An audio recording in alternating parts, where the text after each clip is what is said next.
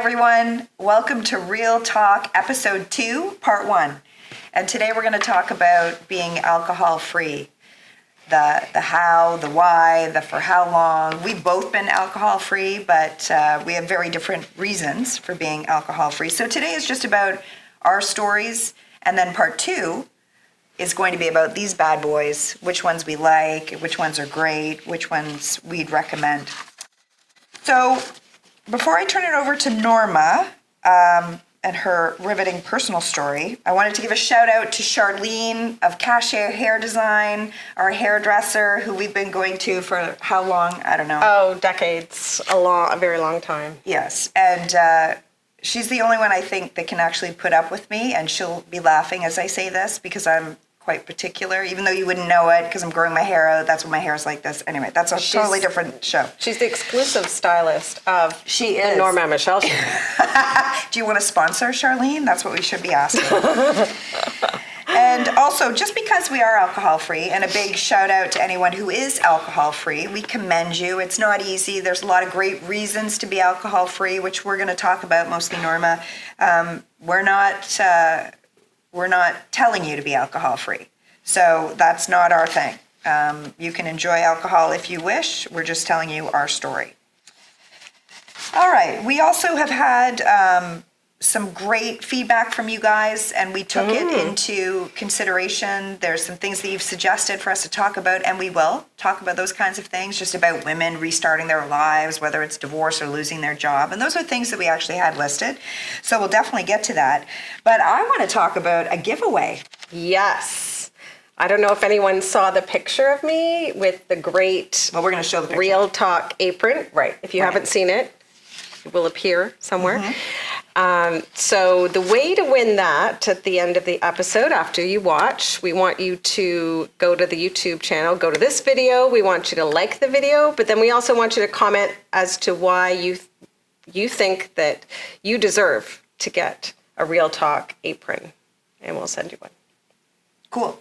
Well, if you win. There's one. If you win. There's one. We're not sending everyone. There's one. Aprons for everyone. Yeah. The other thing that you guys said you wanted more of, which is Norma. So you're going to hear a lot more from Norma. And now, just before we get to Norma's story, I think we are having some alcohol-free wine, and let's cheers. Cheers. Cheers. Today we're having Tarapaca. This one. A little sip. It's a good one. Available at the El Slibio. But that's part 2. Anyway, over to you. Yes. So I just thought I'd talk a bit about my story and why I decided to be alcohol-free. It started back in 2021. And it was right at the start of the year. You know, you're always thinking about different resolutions. It was January 1st. And I was feeling just not great about myself. It was during COVID, so it was very easy to sit in front of the TV and have a glass of wine and then a second glass of wine and sometimes a third glass of wine and sometimes more. The bottle. Sometimes it's just the bottle. And then in the morning thinking, oh, I wish I didn't have that because I would always feel horrible the next day. So that's when I decided to start Dry January. I just thought it was a good time to do it. I thought I'd see how it went. Now, Michael had already been alcohol-free for 2 years. He did seek treatment, inpatient treatment at a place up in Muskoka called Greenstone, which is an amazing facility. And for me, I thought, I'm just going to try on my own and just thought it shouldn't be that hard. You didn't need a facility. No, I didn't. But what I did like was a book that I got. I looked online, and it was called This Naked Mind, and it's by Annie Grace. And it was a great book. It says if you want to reduce your drinking, you could read this book. You can still keep on drinking while you're reading it. You can read a chapter every day. And that's what I did. And I found that was really beneficial. I really enjoyed that book. So I highly recommend that. I can put the link down below. It's on Amazon. We're going to have a lot of links. But everyone's different. Everyone's different on their consumption and how they reduce it and actually the reasons why they drink in the first place. So for me, I just wanted to make a change. I wanted to feel better about myself. So right away, I think it was after a couple of weeks, I had dropped 10 pounds. I felt great. People were saying to me, oh, did you do something different with your skin? You look really good. And of course, that's always a great motivator, all of those things. But I was sleeping better. just health-wise, I just felt so much better. So I just thought I'm going to continue doing it for February, did it for March, and then kept going. And then afterwards, it was about 3.5 years I've been alcohol-free. And that's when I did start to look for some different alternatives, because I had a friend who still continued to drink and mocked me for quite a while. I totally mocked her. And I would say, why are you drinking this fake wine? Like, it's empty calories. Empty calories. You know what? I heard it all. So that's when I started to seek out some good alcohol-free options. And I'm actually glad that I did it. And I wish I would have done it sooner. That's my story. But what about what's happening in Scotland versus what's happening in Ontario? You had a good point about that. I didn't know if I had time to talk about it, but I read in the paper the other day, they were talking about whether there's a lot of controversy about the Ford government having alcohol, it's beer and wine available in all your corner stores.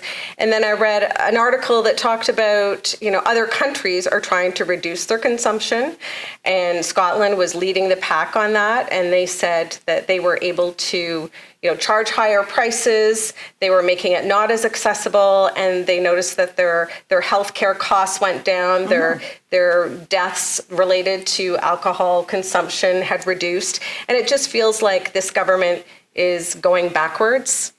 And I do not partake in politics in general, but that's I just felt strongly about that one. It's like I just think millions of dollars could be spent in so many other ways in Ontario instead of rushing to get beer and wine in a corner store. That's my rant on that. This is not a political announcement. No. Okay, well, my story is very different. The reasons why and how and for how long. It's actually coming up to July 1st will be 2 years that I haven't been drinking. And for me, I enjoyed drinking. I think I was good at it. Good at it in a way that my tolerance? My tolerance was up there. And, Pinot Grigio and later Tito's were my friend.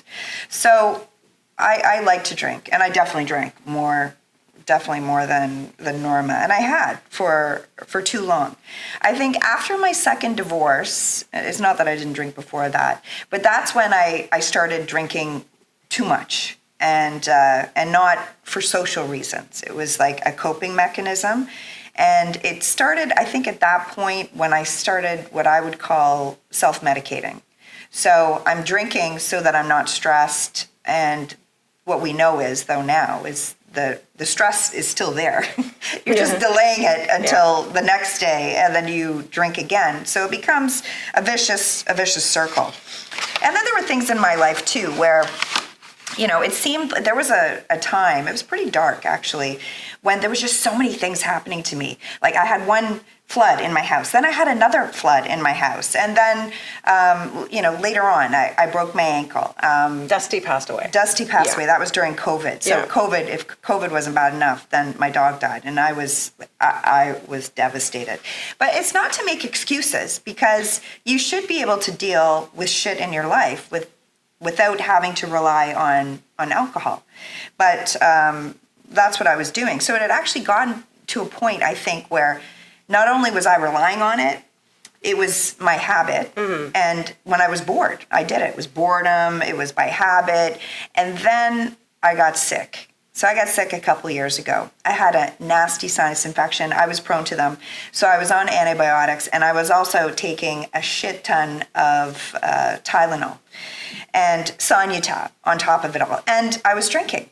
So what ended up happening was I became jaundice. I went over to your house because I was trying to get into the doctor. Yeah, and you were still sick. And you still had I think I remember you had a fever. I had crazy fever. You said I had a fever all night. This was for days. I had the fever for days. You had a fever for days. You kept taking Tylenol, but you were also taking Tylenol, you were taking Sinutab, and I think there might have been something else you were taking. Antibiotics. And little did we know, like, everything had acetaminophen in it. Yes. And that's...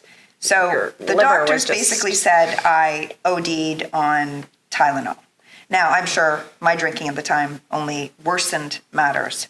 So I was in the hospital. They did all kinds of tests, which was actually turned out to be great. I had every test known to man, and turns out I'm pretty healthy. Like brain scans, and you had it all done. Yeah. They did all of that. It's always good to have a baseline. So I was good in every way, but at that point now my liver and my gallbladder were affected. So I was in the hospital for a week. I had to be monitored after that, and they said, okay, when you first get out, don't drink for a couple of weeks. And I didn't. And at that point, I guess, I don't know, maybe I was at 3 weeks because there was already a week before I went in or whatever it was. So then I was at a month. Then I started to have these effects that Norma was talking about. You know, my skin's looking better. I lost a bit of weight. Yeah. My sleep was never better, but it was never better because of alcohol. But that's just me in particular. But I thought, okay, I'm just going to keep going. And I was more surprised about the fact that it wasn't that hard. And I think I was just super lucky in that regard based on the way that I like to drink and the reasons I had been drinking. So I think it was a lot of boredom, a lot of habit, and I haven't had a drink since then. And it's not to say I never will. I mean, the doctors just said, yeah, sure, you can drink if you want, but you have to make sure that you only have a drink here and a drink there, which I kind of like to have more than a few drinks. So now what I do is I just over drink alcohol-free wine, which is actually okay. And I have a new drinking buddy now, so that yes, and we're both DDs, so it doesn't really help, because we're both DDs. Doesn't matter. So those are the different stories. Again, you've been 3.5 years. I've been almost 2 years. How long is Michael? 5. I think he's 5 years. 5 years. Yeah. So, and as much as I don't really miss the drinking, sometimes I do. You know, I think about how, you know, what it's like to go to a bar and have a drink. Airport bars. Every time I'm in the airport, it's like, I just want to go to the bar and have a drink. And you know what? Here's what we're going to talk about in part 2, is they don't serve alcohol-free wine. So that's or Maple Leaf Lounge. Maple Leaf Lounge doesn't. Yes, Call we're going out to try Maple Leaf Lounge. Yes, we're going to. But we're on the plane. True. And eventually, because now they have alcohol-free beer, and they keep telling everyone that they have mocktails, but I mean, I'm not a fan of mocktails. But that's what's frustrating. It's frustrating that we can't go to restaurants and bars and have what we like to drink readily available. But you know what? Everything will happen at its own pace, and we hope to move that along as well. So let's reiterate the contest again.